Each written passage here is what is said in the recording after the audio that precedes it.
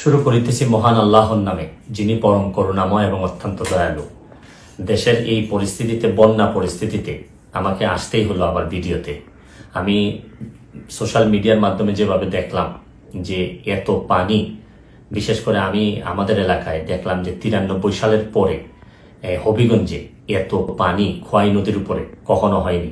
কারণ একটা ভারত থেকে একটা ড্যাম এটা ছেড়ে দেওয়ার কারণে পানি আর কোনোভাবে কুলায় উঠতে পারতেছে না আমাদের নদী।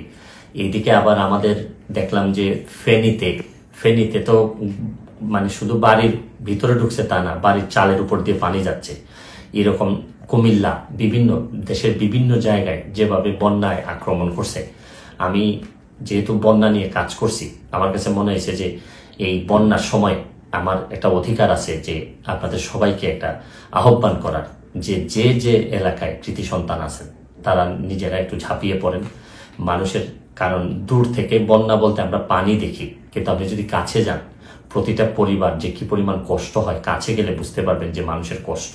আমরা তো এমনি শুধু থই পানি দেখি, কিন্তু ভিতরে গেলে বোঝা যায় মানুষের খাবারের অভাব হয়, মানুষের পয় নিষ্কাশন ব্যবস্থার অভাব হয়, মানুষের স্যালাইন লাগে। সামান্য একটা স্যালাইন নিয়ে যেতে পারলেও অনেক বড় উপকার হয়।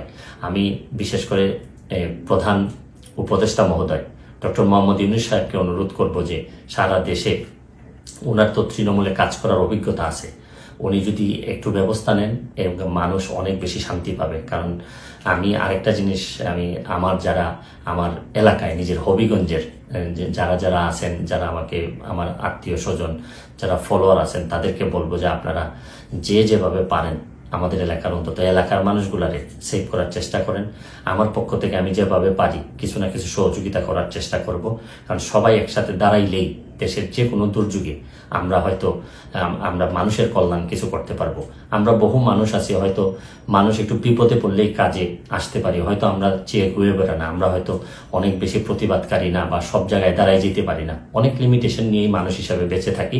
তারপর চেষ্টা করেন যে সবাই মিলে অন্তত বন্যা দুর্গতরে সবকিছুর ঊর্ধ্বে উঠে বন্যা যারা দুর্গত তাদের পাশে দাঁড়াবেন, এইটুকু আমার আপনাদের কাছে আহ্বান, আপনাদের কাছে চাওয়া। তারপর আমি একটা জিনিস বলি যে খুব খারাপ, এখনো আমাদের এলাকায় নদী ভাঙ্গন দেখা দেয়নি, নদীর চারদিকে পানি পড়তেছে। যদি ভাঙ্গন দেখা দেয়, খুবই খারাপ অবস্থা হয়, তাহলে আপনারা নিশ্চিত থাকতে পারেন আমি যেভাবেই হোক সশরীরে আপনাদের মাঝে হাজির হব। আমি চেষ্টা করবো আমার সর্বস্ব দিয়ে যাদের জন্য আমি শপথ নিয়েছিলাম তাদের পাশে দাঁড়ানোর। ভালো থাকবেন, সুস্থ থাকবেন।